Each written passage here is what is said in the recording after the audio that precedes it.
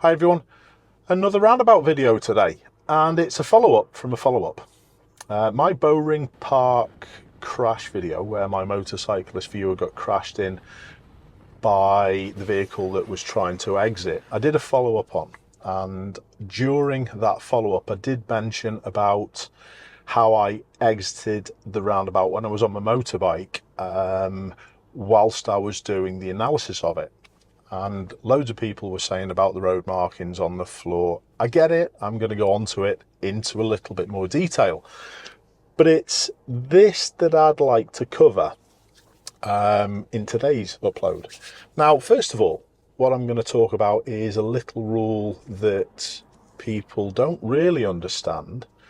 And it's this, that when someone is on a roundabout before you, you should give way to them. So you should always give way to people already on that roundabout.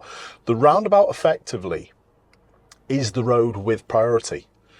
And if you join after that person has priority. And we're going to go into this in a little bit more detail.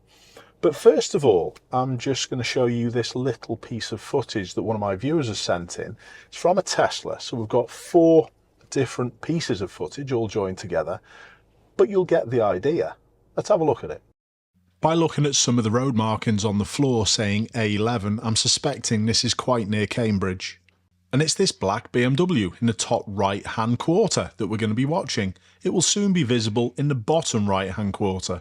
My viewers obviously entered the roundabout before this driver, and they join after, but because they see their lanes clear, they think it's okay to overtake, and it's not.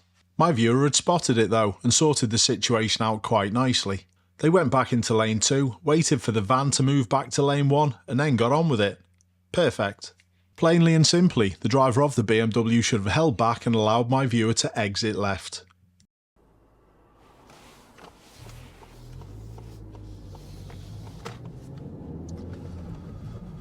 So, the driver in lane 1 shouldn't have been trying to pass my viewer. My viewer should have been free to be able to move back to the left. And it goes back to what I was saying, that you always give way to people who have joined the roundabout before you.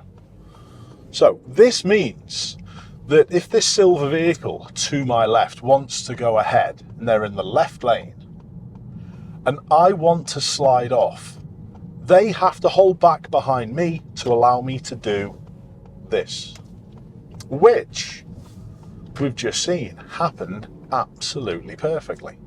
It's as if I pay people to act as my little extras some of the time, isn't it? But that's a perfect example of why moving back to the left is perfectly acceptable. This roundabout also demonstrates that sometimes junctions are so close together, it's impossible to be in the left until quite late. And again, let's have a little look at this.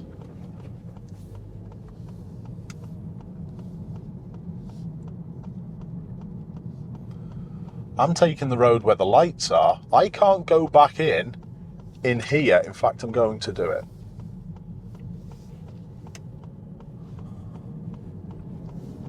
How does that affect the flow for the roundabout as you're exiting? I had to slow down significantly. That little dive to the left could have been a big problem if there was a vehicle next to me. I made sure that there wasn't, because they might have thought last moment I'm going to take maybe that one before. You can't do it like that.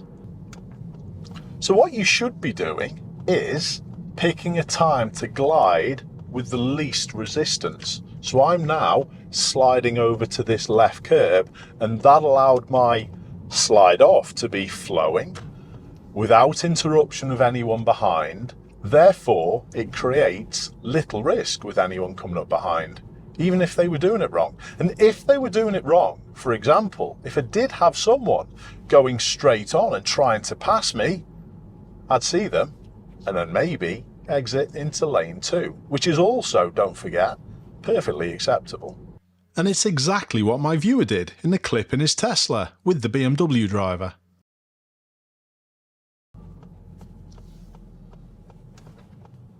Are you stopping? No, you're not.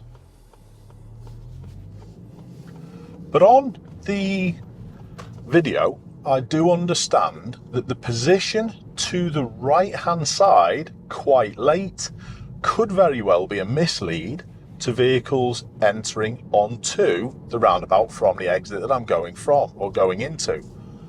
And there may have been other people, but I didn't see many people talk about this apart from John.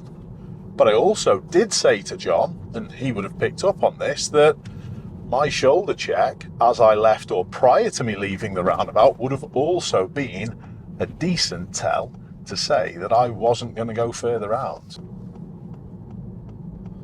Now, I would like to just finish on this as well, that I'm not discarding road markings. Road markings are really, really important.